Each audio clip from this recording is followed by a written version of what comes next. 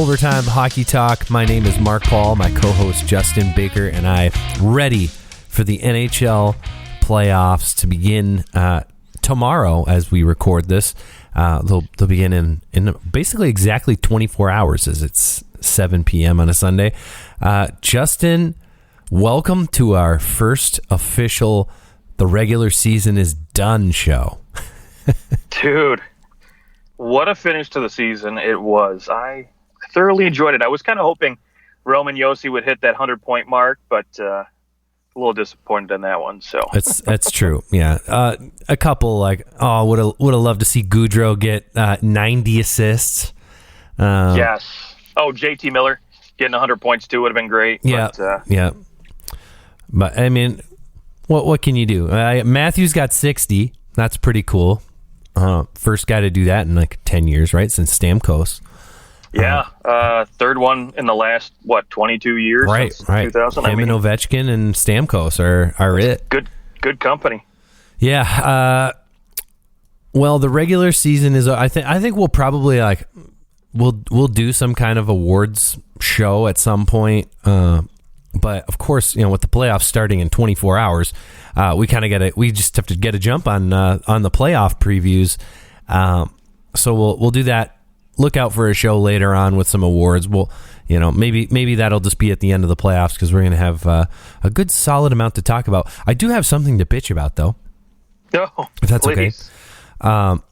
So the first two rounds of the playoffs, this whole season, I'm paying for ESPN Plus. Cool. That's all. That's what I need. I got ESPN Plus, and I'm able to watch most of the games. And then I've got a Sling account for the other ones. And I was like, well, I don't need the ESPN version of the Sling because I've got ESPN Plus. Oh, I'll just get the other one because it also has TNT and TBS.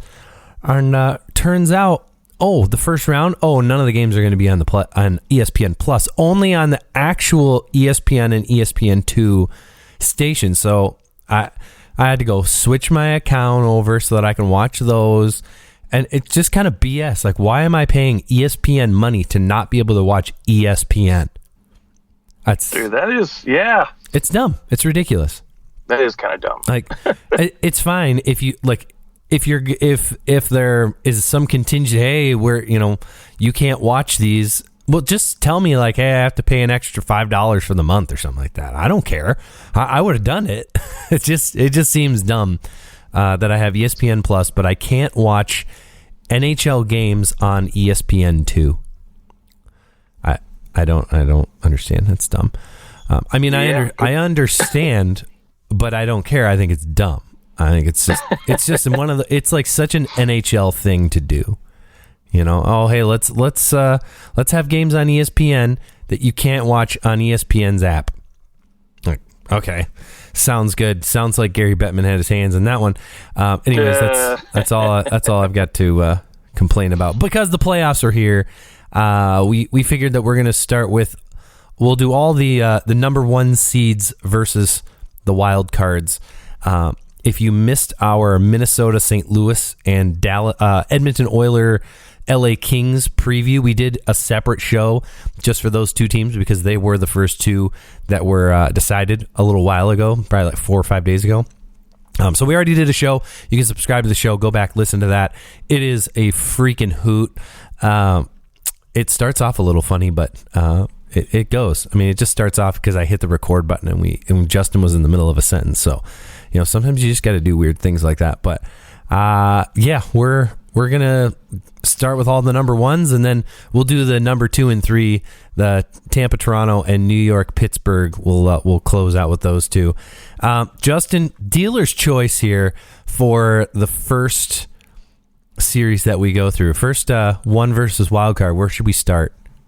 Let's go with Calgary and Dallas. Okay, all right, Calgary, Dallas.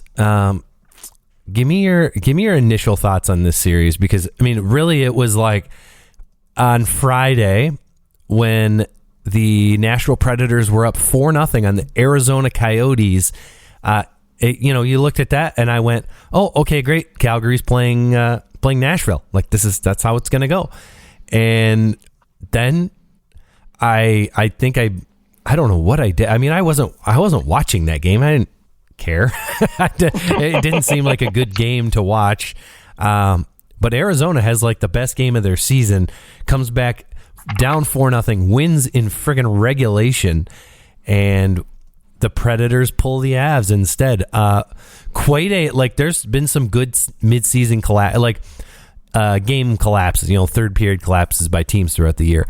I don't know if any have been quite that devastating, because now you got to play the Avalanche, which I guess their Avalanche Flames.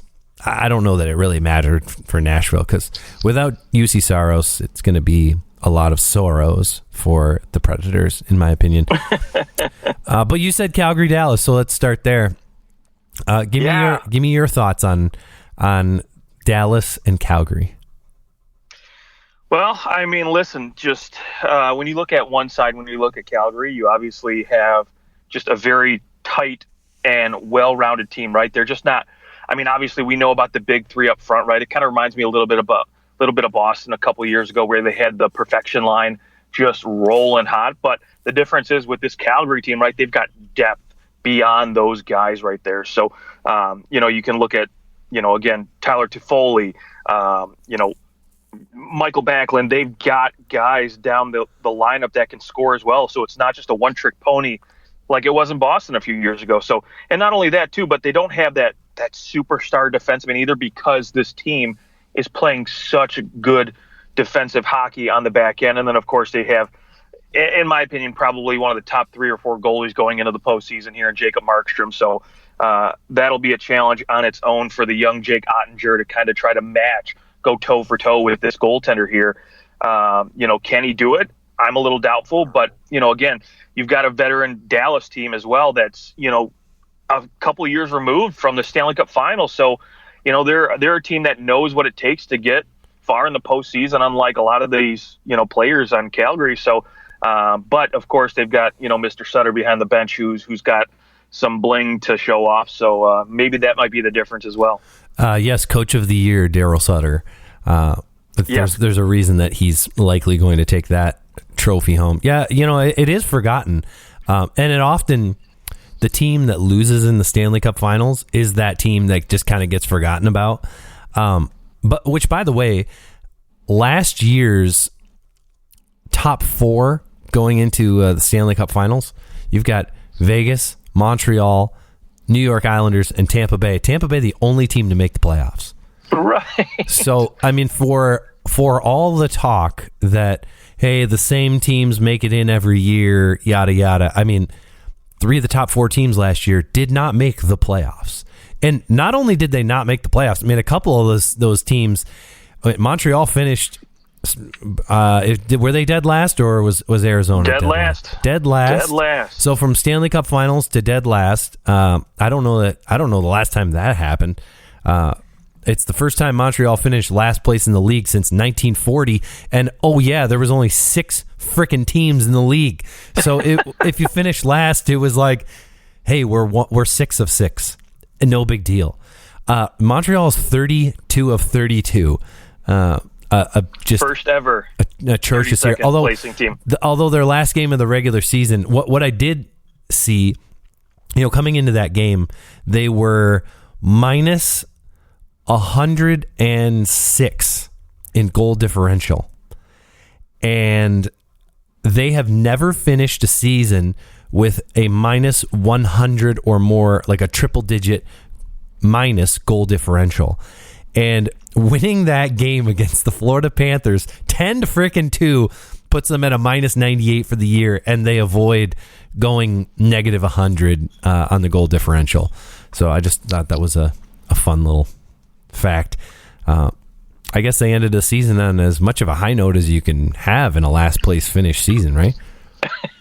Yeah, it'll be even better if they get the number 1 pick, but something tells me that's not going to happen. So I wonder when the last time the 2 worst teams in the NHL both win their final game of the regular season, and in the fashion that those 2 teams did, a 10-2 win and a comeback, a down 4-goal comeback to win in regulation.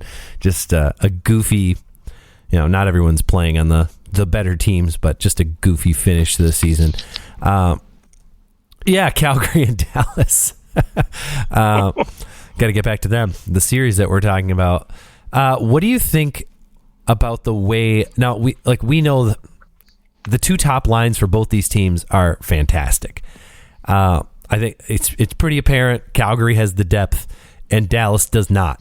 That's been the glaring hole for the Dallas Stars. You watch them all year, and when that top line is on, when Jason Robertson and Roope Hintz and Joel Pavelski are on the ice, that team is as good as any team. Like, that line's as good as any other line that you can throw at them. When the rest of the team's on the ice, sometimes they look like the Arizona Coyotes. Like, it is that big of a swap at times. So to me, it's going to all fall back onto the defensive side. How do you think Dallas holds up defensively against Calgary? Yeah, I mean, that's the question mark, right? I think they have the pieces on the back end to compete against, especially against Calgary's top line, right? And so maybe even better to match up against the depth, because when you look at, obviously we know Miro Heiskanen, Esa Lindell, we know the names back, on that back end. But the question is, when Ryan Suter and Heiskanen aren't playing against Gaudreau in that line, can Lindell, the rest of that defensive unit, can they match up? Can they slow them down? Because obviously it's going to get to a situation where, last change might come into play a little bit more. And obviously Calgary's got the home ice, so they're going to try to get that matchup that they want. And, for Calgary, right on the flip side, their defense, they don't care who they roll out against that top line. They'll roll out their first, second, or third pair. As far as, Suter's concerned, he doesn't give a crap. And I don't think the rest of that team cares either, right? Because they play such a tight defensive structured game back there. The one thing I will say, you talked about depth, right? So for me, if Jamie Benn and Tyler Seguin show up, that's the only chance this Dallas team has at getting past Calgary in the first round. 100%. I mean, if those two guys can kind of, and we've seen it before where you kind of draw back on the past skill you had and you go, you know what, like, time to ramp it up. I think if anyone can, it's Tyler Seguin. Like, I feel like he really took a big step back this year, and I don't know if it really, like, he really projects out to be as kind of lackluster as he has been. I think that he probably is better than what he's shown this year. I mean, 49 points, basically a 50-point season, right? But a minus 21, which just doesn't look good on anybody. But at the same time, he started the year playing with like Alexander Radulov, who will probably should retire at the end of this year, or he's going to go into he's playing fourth line minutes now. But earlier in the year, you're playing with Seguin, and Seguin, like, he just was kind of dragging everything down. Now Jamie Benn, he is what he is. I don't think that Jamie Benn's going to get much better, but I do think that playoff time plays into his hand a little more, being that big power forward.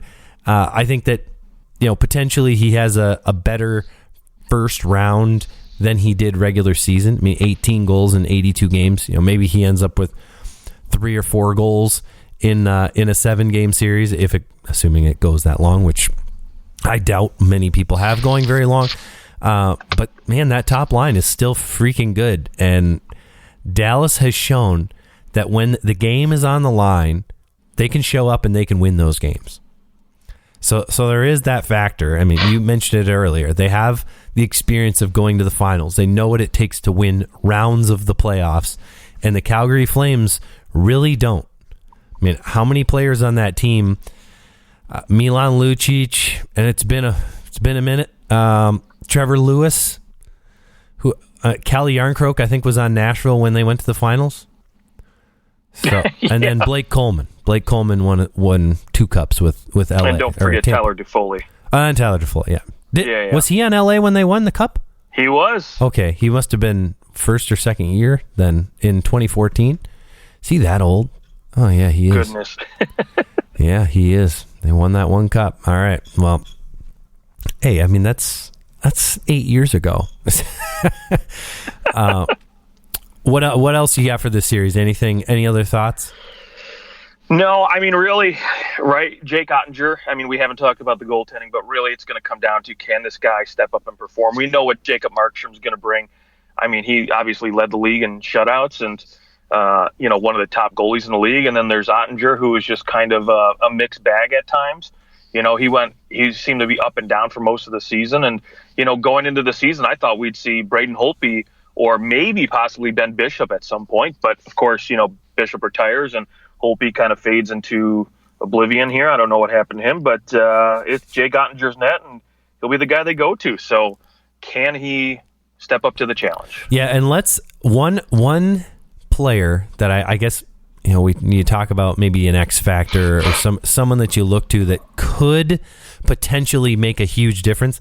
Let's not forget that Roope Hintz, in the year that the Stars went to the Stanley Cup Finals, had 26 points in 27 games and had 6 goals. He was a revelation. I mean, that was really his big coming out party. But if he can do something like that again, if he can bottle up what he did in those playoffs, which, I mean, hey, this last year he was only a 36-point guy. But he found his mojo in the playoffs. Like, you saw those playoffs and you thought, next year this guy's going to come out and he's going to have 60 or 70 points. Nope, 27, 36. He hasn't been a huge point producer that he showed in those playoffs, but that might be what Dallas needs. Honestly, they need a Miro Heiskanen who can drive the offense, because there just isn't much beyond that first line. And I guess my question really is, how many shutouts does Jacob Markstrom end up with? Right, the goal scoring is the challenge. I mean, once you get past that top line and Tyler Seguin, it's pretty much pretty dry. So yeah, Luke Glendenning's not scoring you too many goals. I mean, he's got 9 for a fourth line guy. I'm not too depressed. I mean, Luke Glendening, right? He's going to be a penalty killer. He's going to be a fourth line. He's not there to score goals. I know. No, yeah. But another guy maybe there who might score some goals for this team. Former Detroit Red Wing as well, Vladimir Nemestikov. So he can chip in a little offense. So maybe he steps it up.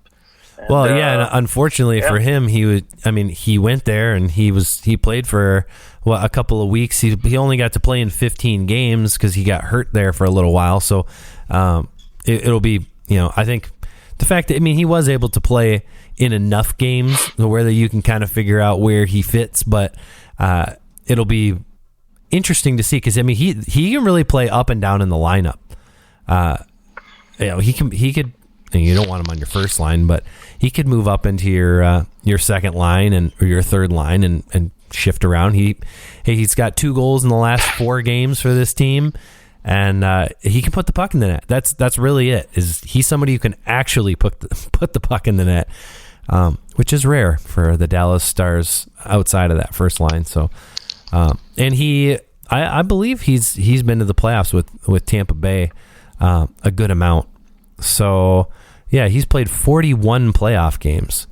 So, definitely has that playoff experience as well. Played with Tampa Bay and also with Colorado. So, Nemestikov, keep an eye out on him.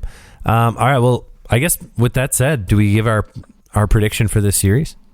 Why not? Why wouldn't you? What do you have? I've got a short one. Calgary in 5 games. I just honestly think that if you somehow manage to go top line for top line, the depth of Calgary and the defensive structure is too much, and Markstrom shuts it down. And really, I think Jamie Benn's going to be almost non-existent in my opinion. Again, he could surprise me and show up, but to me, I think he doesn't even bother to make an appearance other than his physical game. And so, really, it's going to be a quick one. Okay, yeah. The Dallas Stars were 1-2 against the Calgary Flames in the regular season. So it's not as if it's impossible for them to beat the Calgary Flames. But I do think you're right. It is going to be the Calgary Flames who take this series. Dallas will win at least a game, probably with their backs against the wall in like a game 4, down 3-0. They'll win one for the Gipper, and then Calgary takes it back in game 5. I'm I'm gonna go right with you as well and say that it's going to be the Calgary Flames in 5. Okay. All right.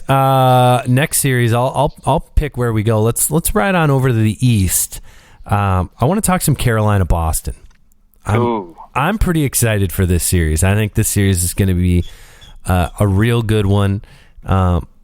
Boston has been, towards the end of the season, a little bit better, and I'd say that Carolina, well, they didn't take a step backwards. I'm just concerned about their goaltending. I think it gives Boston an in.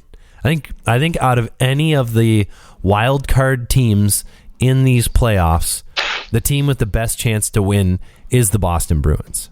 I don't know that there's any doubt about that either. Maybe I'm wrong, but I may not pick the Bruins to win the series. I could definitely see this series going a good 7 games. Yeah, I'm in agreement with you. I think, again, when you look at this, the way this season ended for both these teams, right? It looks like Boston is rolling right along, and then of course the goaltending is the big question mark going into the series, right? If that's going to be an X factor. Antti Raanta shown up since, I think it was March 1st or maybe April 1st. I can't remember what it was I read. He's put up a subpar, I think it's 898 save percentage. It's below 900. That's all I'm going to say. And for a guy that plays on a team that plays as good of a structured game as they do, a team game, right? They roll those 3 lines very, very well, one right after the other. No, they don't miss a beat. And, they obviously lack a superstar. They, have the Sebastian Ahos of the world, but he's not a true superstar.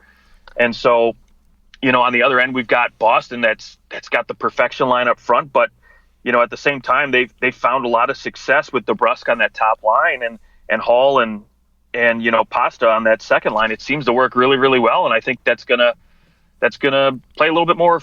It's gonna give Carolina a little bit more trouble. And Linus Ullmark, can he show up? Both these goalies in Boston have no playoff experience, so really you're rolling the dice with either one. But honestly, I've got faith the way they play, much like Carolina, right? They play a nice, tight, defensive, structured game, and when push comes to shove, I guess really it's up to this forward group to get it done for both these teams. Yes, absolutely. The forward group is going to drive this whole thing, but from a defensive standpoint, you are looking at two of the deeper defensive teams. With Hampus Lindholm going to Boston, and that just it sounds like he's going to go for the playoffs. So you've got him, you've got McAvoy, Matt Grzelcyk. Maybe depth wise they don't compare super well with Carolina down the depth chart, but as far as those high end guys, I think you can go Slavin and McAvoy, and you could go toe to toe with those guys, and you're not going to go wrong taking one or the other. And then I don't know that anyone has a Hampus Lindholm in this. Like Carolina doesn't necessarily have a guy like that who is really built for the playoffs. Although, when's the last time he was in the playoffs? 2016? 2017? Yeah, been a few years. Yeah, it's been a minute, which is, hey, maybe why he didn't re-sign in Anaheim. But yeah, Hampus Lindholm is a defensive wild card like that Boston has. It's the reason they brought him in. He really can make a huge difference on that back end.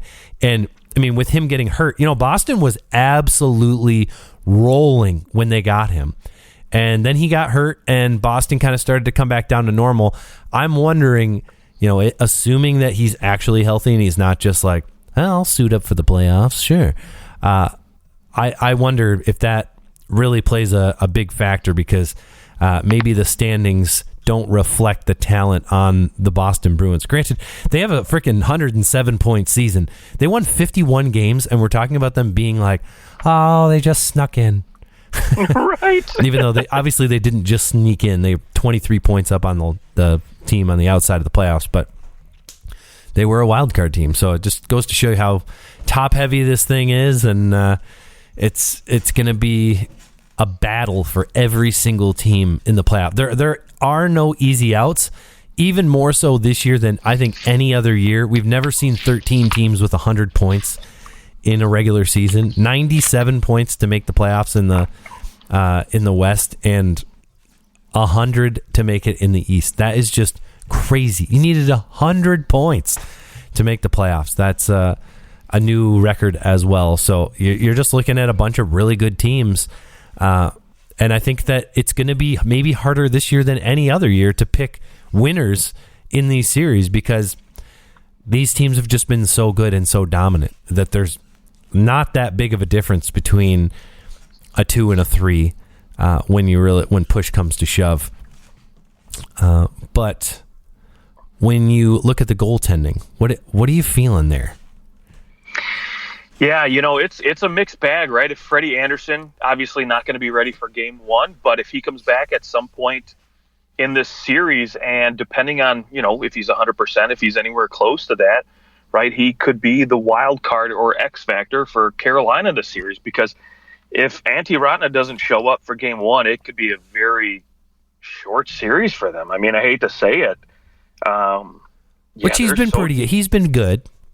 Yeah, he's been good at points in the season, but like I said, the last month and a half, he's been pretty pedestrian. So, which guy are you going to get in the playoffs here? You hope that he's that, you hope that what you had at the beginning of the season with him is what you get in the playoffs. And so if he does show up, if he does give them even like 905, 910 save percentage, I think Carolina would have a decent shot then at that point of winning this series. And, again, like I mentioned, it's going to come down to, who can score the last goal, I feel like, in this series. Not necessarily that's going to be a high-scoring series, but I think it's going to be a grinded-out kind of let's win it 3-2 kind of series. Yeah. I'm sure that one of those games Carolina will blow them out just because they do have a good amount of depth up front. But Antti Raanta, no playoff experience outside of 3 games for the New York Rangers in 15-16.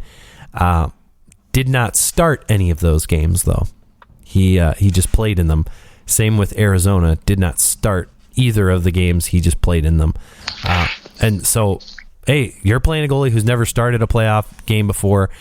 Frederik Andersen has a ton to prove. That could certainly be an X factor as well. If he can come back, man, does he have the world to prove. And secretly deep down inside, see, it's a win-win for me. It doesn't, whichever team wins this series, if they can go on, assuming that the Leafs make it to the conference finals, maybe you're either looking at a Freddie Andersen versus the Leafs or a Bruins versus the Leafs. That's a fun possibility there to get into the Stanley Cup Finals. So we'll see about that. But yeah, I mean, Jeremy Swayman, no playoff experience either. So it's not as if there's a bulwark in the playoff games on the other side, and so there's really not much to worry about in terms of that. I'm sorry, he did play in one playoff game last year. He played for how many minutes? 19 minutes in last year's play in 2021, and he lost. So he got the L. He didn't even start the game, and he got the L. Only played 19 minutes. That's like you have to try to do that. All right, so who do you have in the series? What are you picking? Yeah, this one could be, I don't know if you want to call it that, but could be my potential first upset. I'm going to take Boston to win the series in 7 games. Wow. Yeah, and that would be, I mean, I think Boston, of course, always has the expectations of winning the cup. Like, that just is Boston. But I think when we looked at them at the beginning of the year and we went, this team is going to make the playoffs, but probably lose in the first round. I'm going to stick with that prediction because I distinctly remember saying that in our preview of the season.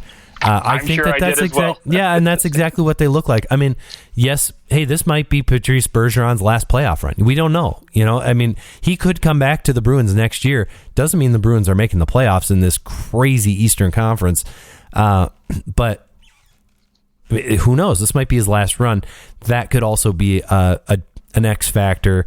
If we see him kind of going even further to the wall because he knows, hey, I might not play again. Maybe he doesn't want to play. We don't really know. He's going to pull the 1-year contracts, I think, for the rest of his career. So we'll see how much longer he goes. But I got to say, Carolina is going to finish off the Boston Bruins as Freddie Anderson returns, as does strong goaltending. Freddie Anderson shakes off his own playoff demons, wins his first series, and moves on to the second round. But it's going to take 7 games, and he's going to have a better Game 7 than he has in the past. All right. Okay, let's go back to the Western Conference then. We'll do Colorado, Nashville. I guess what do you like for Nashville going into this series?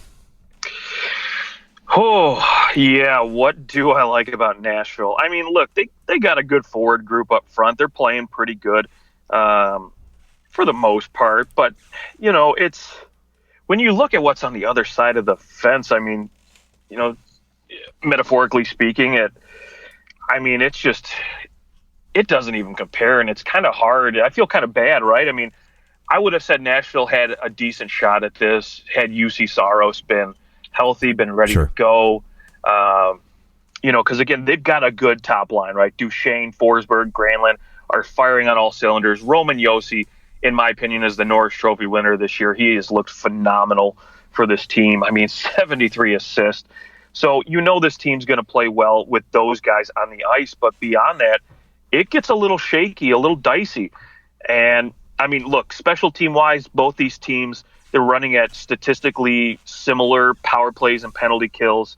The goals against are a little bit higher for Nashville, and the goals for are a little bit less for Nashville. So all those things into account, and literally a 22-point difference in standings. Obviously, we know Colorado, how dominant they were at the beginning of the year. They kind of cooled off a little bit towards the end. But, I mean, look, the firepower they have up front just is going to be far too much for this Nashville team. Again, I like their top line, but when you go beyond that, it gets kind of like a mixed bag. You know, can, you know, Ryan Johansson show up?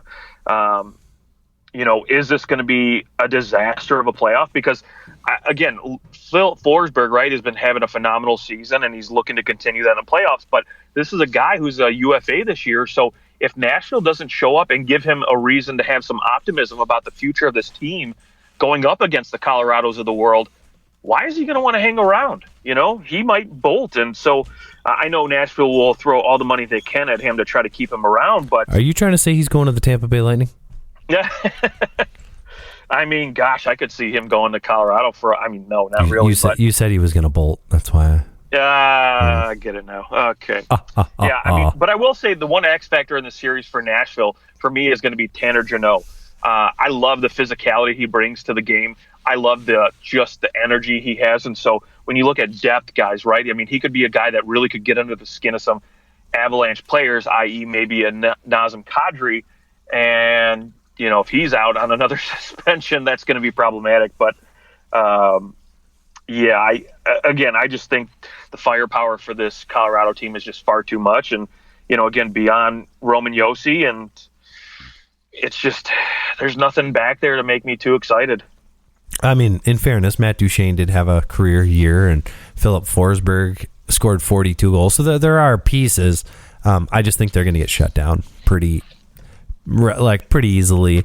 There's just too much firepower for Colorado. I don't think it's going to be a super easy out because Nashville plays really hard. Like, if Colorado decides to take them for granted, Nashville could win a few games here. Sure.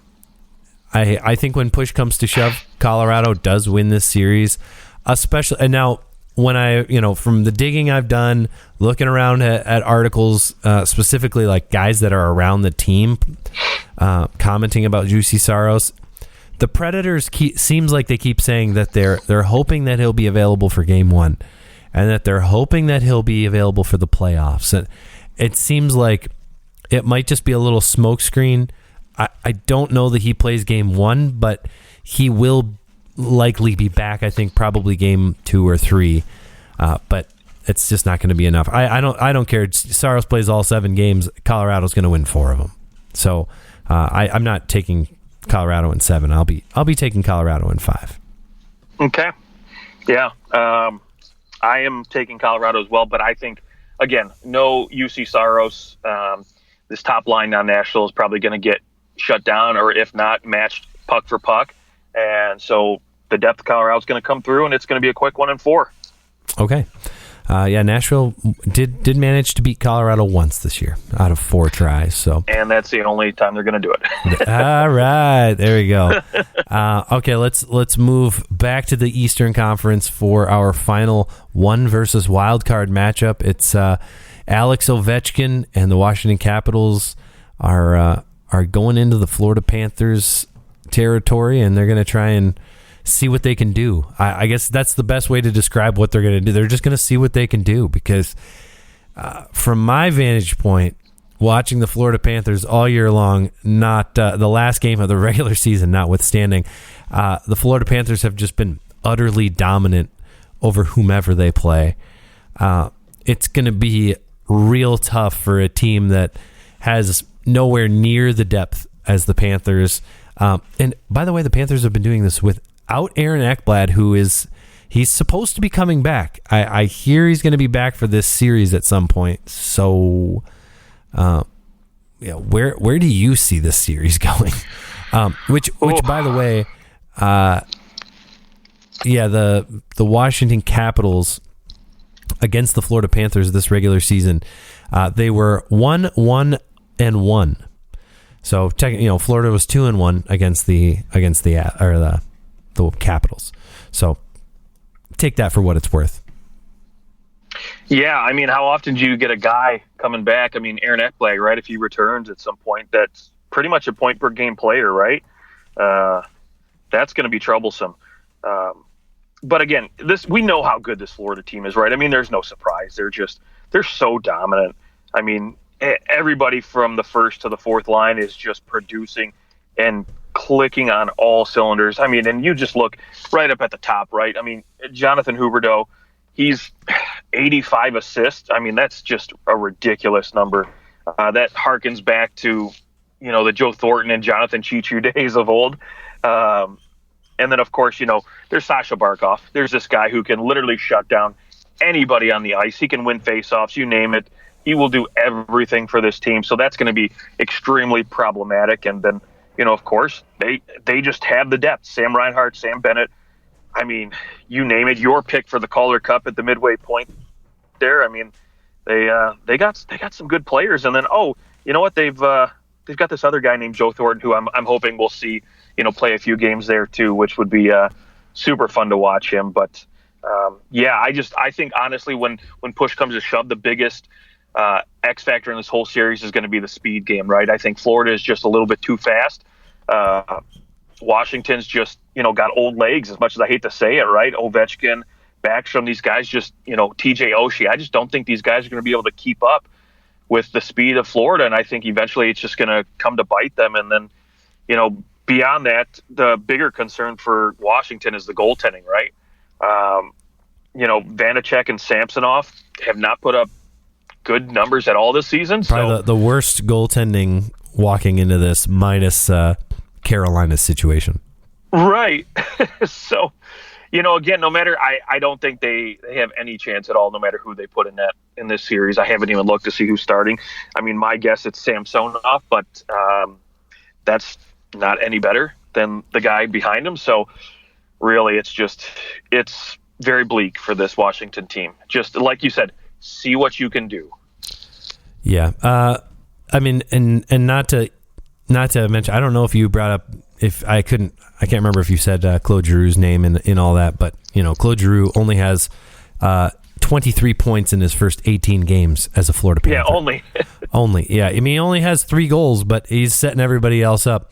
And a guy who, for the Panthers, who had a pretty lackluster season, he was hurt a little bit, Patrick Hornqvist. I mean, here's a guy who's he's built for the playoffs. So if Hornqvist, if he's coming in healthy, I think, man, I love his game come playoff time because he's someone who is not afraid to go to the net when guys are literally just trying to kill you.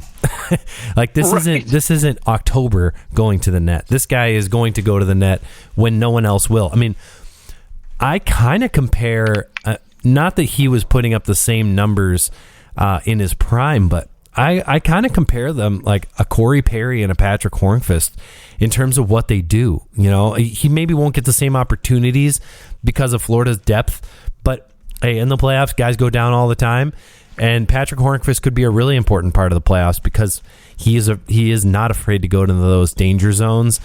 He still has pretty decent hands. We'll see what he can do for the Panthers too.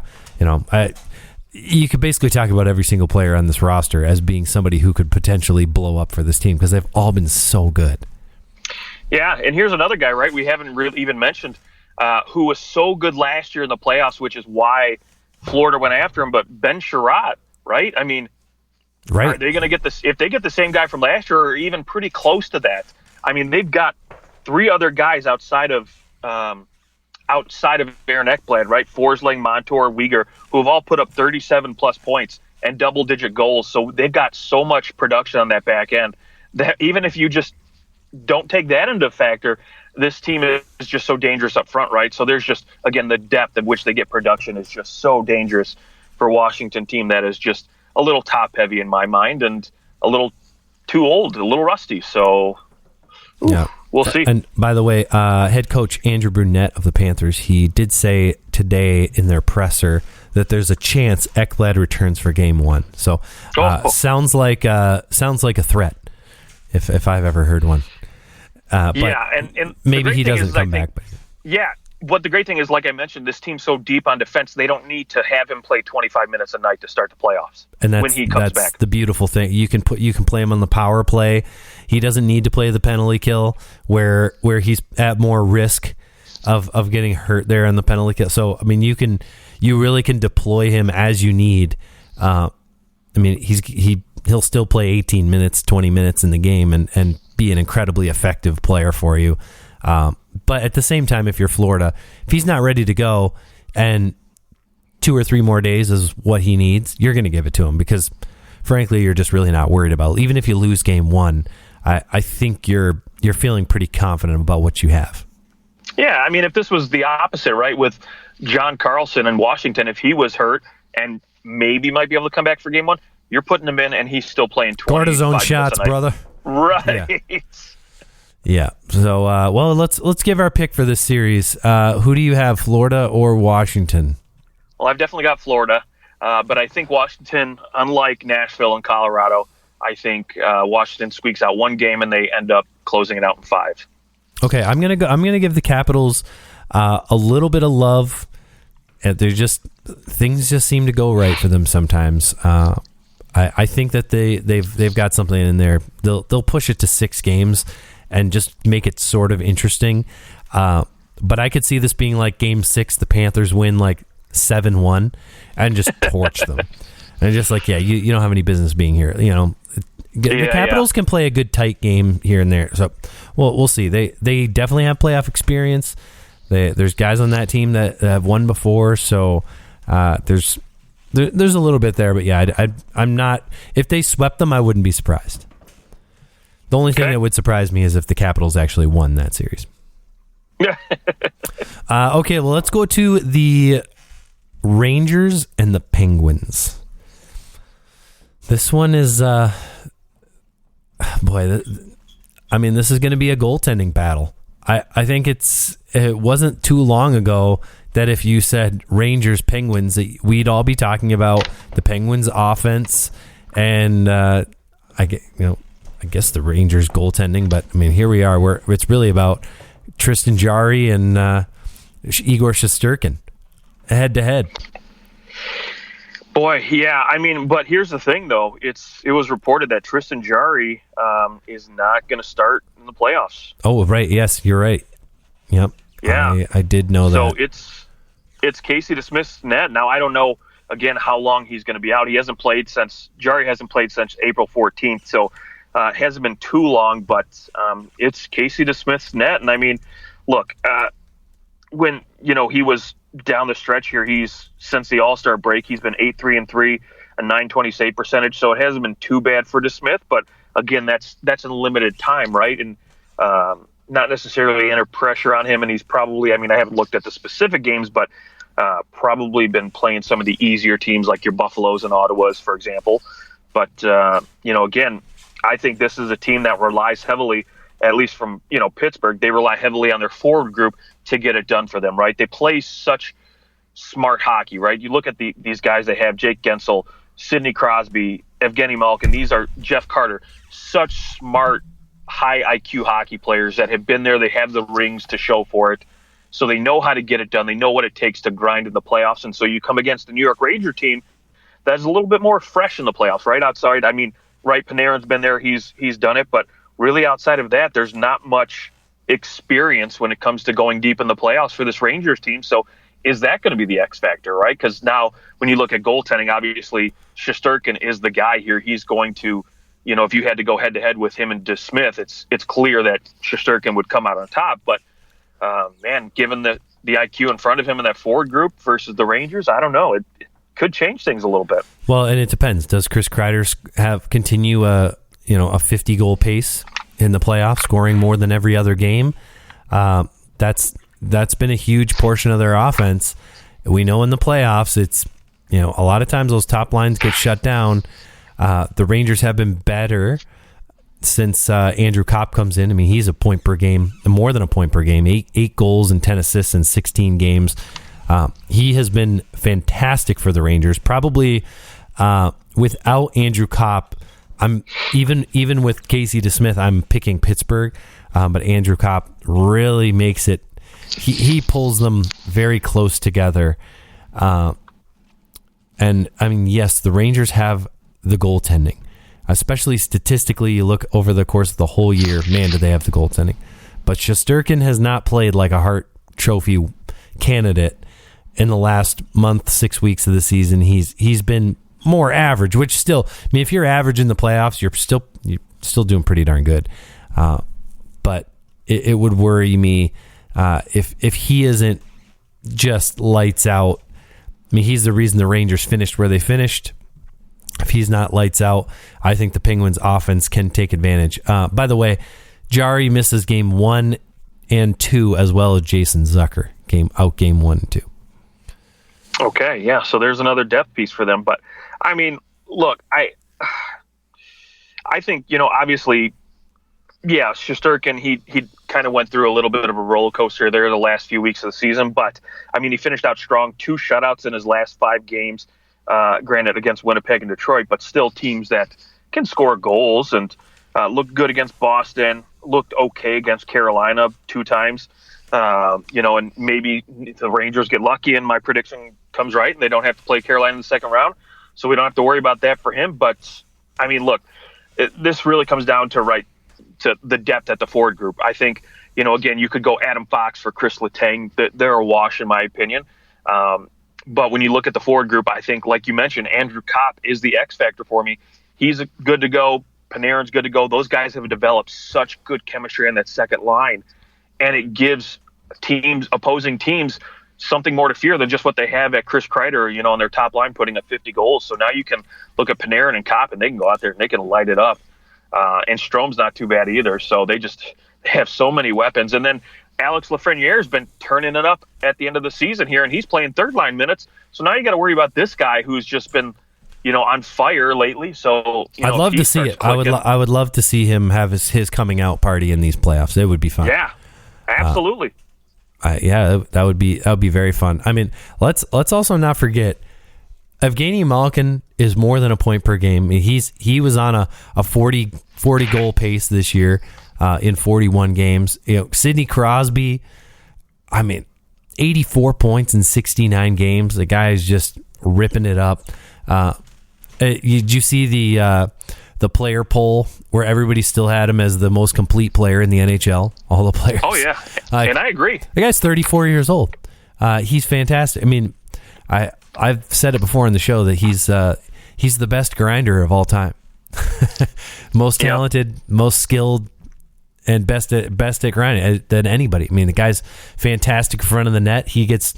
No one talks about, we talk about, you got the Dino Ciccarellis and the Thomas Holmstroms, these guys that are just so good in front of the net that have kind of gone down as that guy. Crosby blows those guys out of the water. He did the exact same thing. He just could do way more, so he didn't have to do that all the time.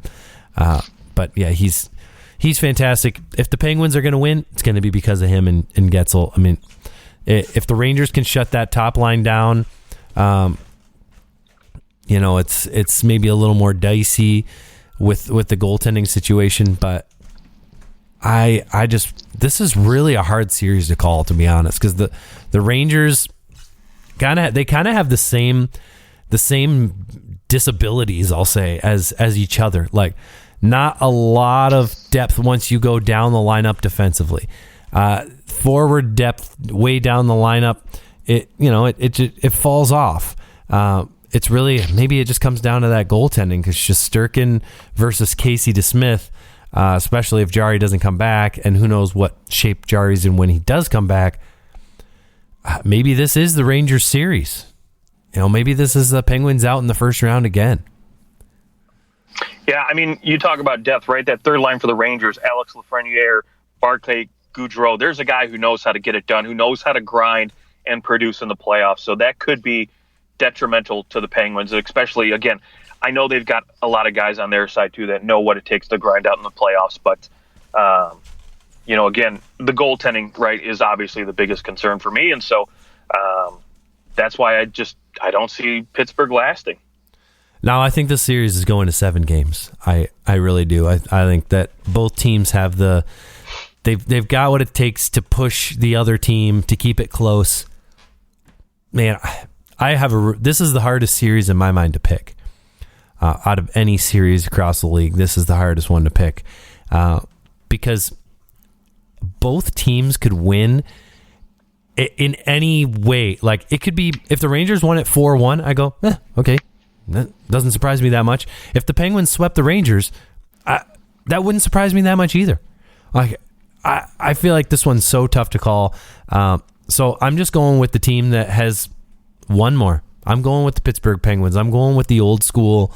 Maybe one final run. Maybe the Penguins play the Bruins in round 2, which would be a pretty fun rematch there between the Crosby Bergeron. It might not get any better than that. Like a one last time playing against each other in the playoffs, most likely. That would be fun. But I'm going Penguins. I'll do it in 7. Okay. Wow.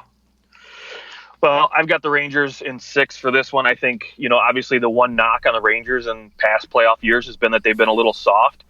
But they went out, and I think they solved it this year, getting Barclay Goodrow, Ryan Reeves. They bring in these guys. Tyler Mott is slated. He's a possible return for game 1. If not, he will return at some point in the season, and so that makes him a little bit more grittier. So to me, I think the Rangers ultimately get it done with no Tristan Jarry on the other end.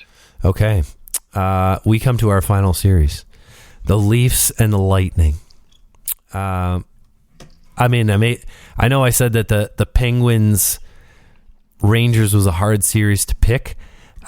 This series is just easy for me to pick because I'm like, I just can't pick. I can't pick against the Leafs in this one. Also, I just don't think they're going to lose this series. Like, this is it.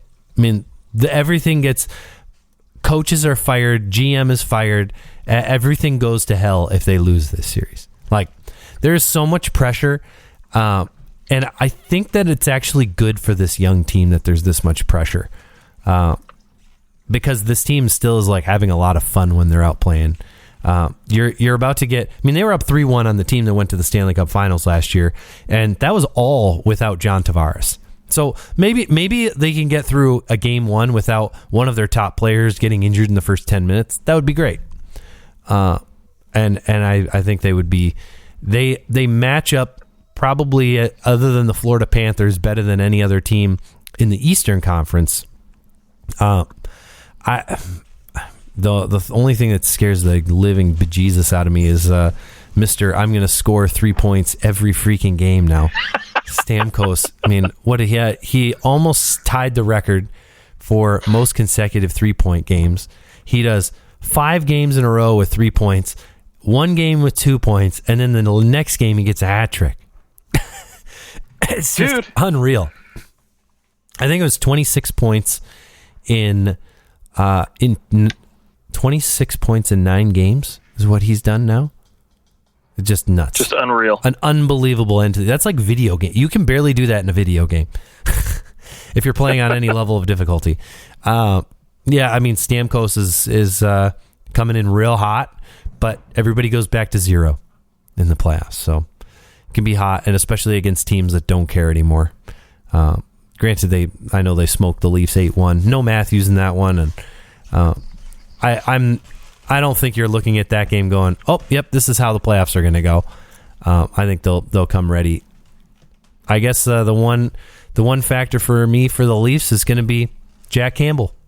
Can he be serviceable enough to beat Andrei Vasilevsky, who is the best goaltender in these playoffs?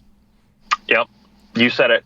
I mean, because again, right, you look at this forward group, I could pretty much the core of forward players on this on both of these teams are unreal. I mean, right. Look, Steven Stamkos, we know what he did to close out the season, but this is a guy who has never had 100 points in his career, is just firing on all cylinders. Nikita Kucherov is almost at 1.5 points per game at points. I mean, his point pay, per game pace is just unreal.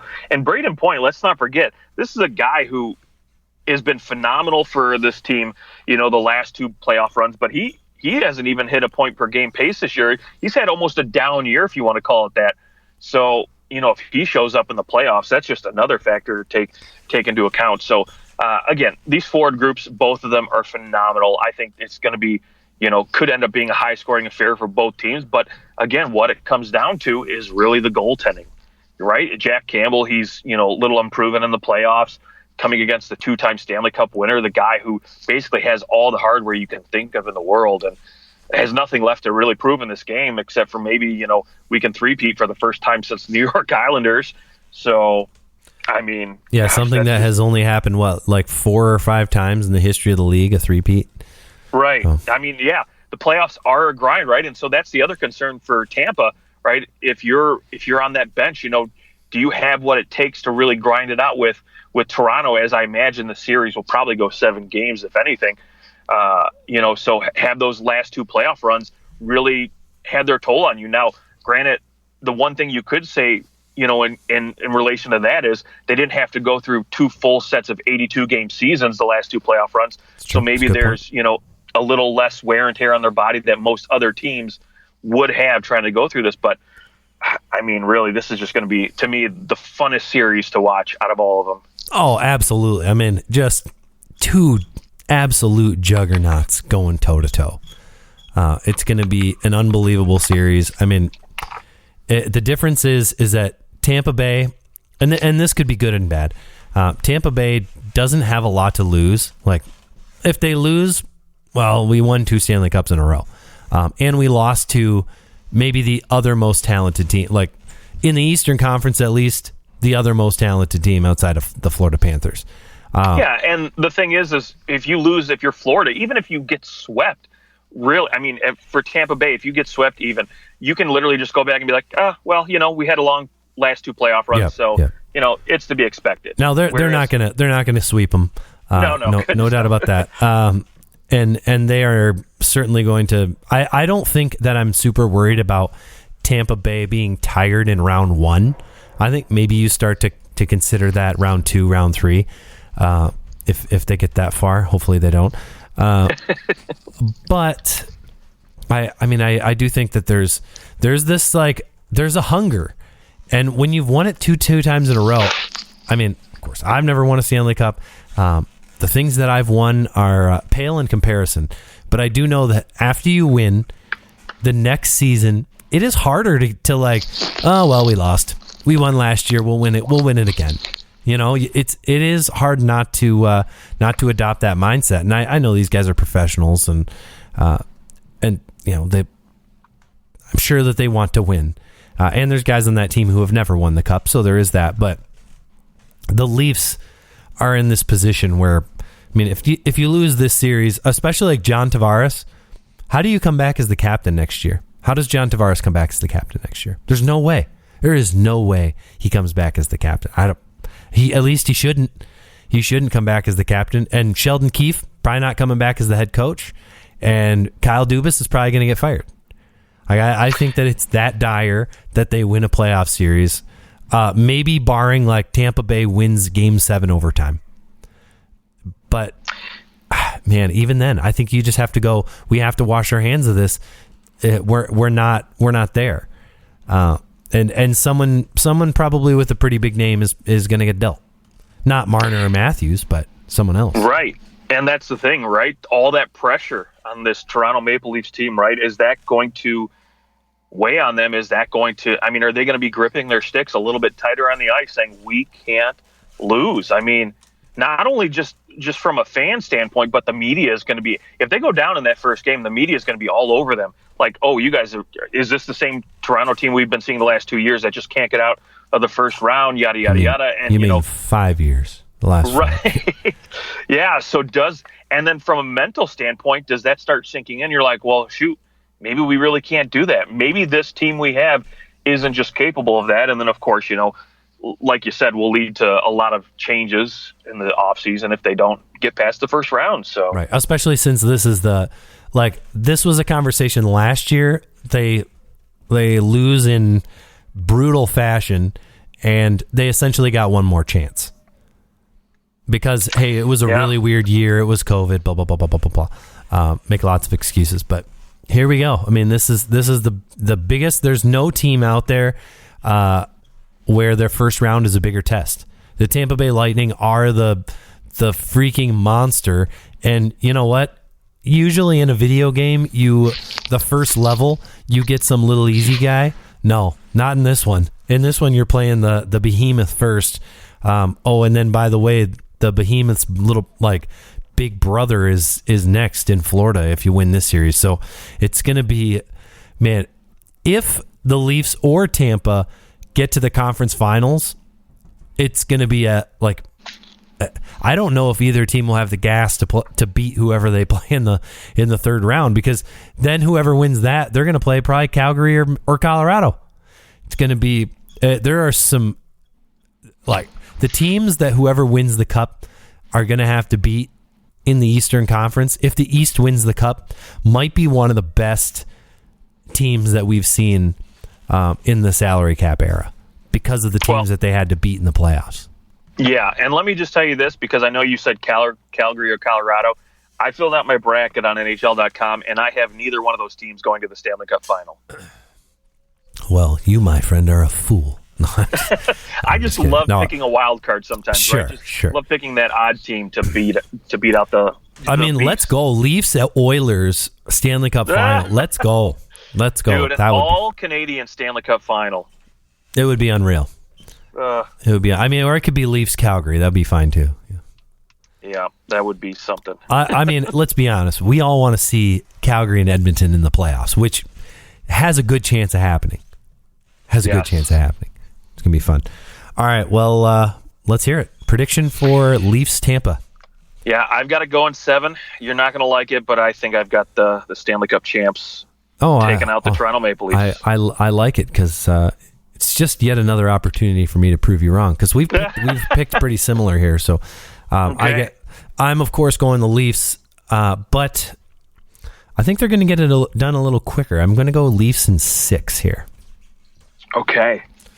Yep, it's going to be not quick, but it's going to be a series. It's going to be I think we're looking at overtimes, and I mean maybe like a 6-5 overtime kind of deal, where it's just everyone's trading goals, and I think this is going to be such a fun series. Dude, I sure hope so. And I hope we get a good Jack Campbell, a good goaltending battle. Yeah. Because, I mean, not necessarily like you have to put up ridiculous numbers or you have to have close games, 1-0, 2-1 games. I just want those guys making good saves, not letting in weak goals, and then just watching these offensive dynamos just go to work. I'm in for that. Well, there are our Stanley Cup playoff first round predictions. Let us know what you think. Hit us on at OT Hockey Talk on Twitter, and good luck to all the teams. Really, if there's one thing that I hope for, it's just a healthy first round where we get to see the best teams and the best players play the entire playoffs. Like that's always my wish, because it always sucks when it Tavares going down last year, that sucks. If Crosby went down or Bergeron, like any of these high-end guys go down for these teams, they're probably going to lose. And it sucks. Like, it sucks when the best players in the world, when you don't get to watch them. So I wish the best of health to all these guys going into the playoffs, and it's going to be a doozy. Yep. Couldn't agree more. You hate to see teams lose without their top guys on the ice. Yep. So let's hope not for any of that, although it seems to always happen. But anyways, we will we'll talk to you guys throughout the playoffs, and enjoy round one today, probably when you're listening to this on Monday. Enjoy.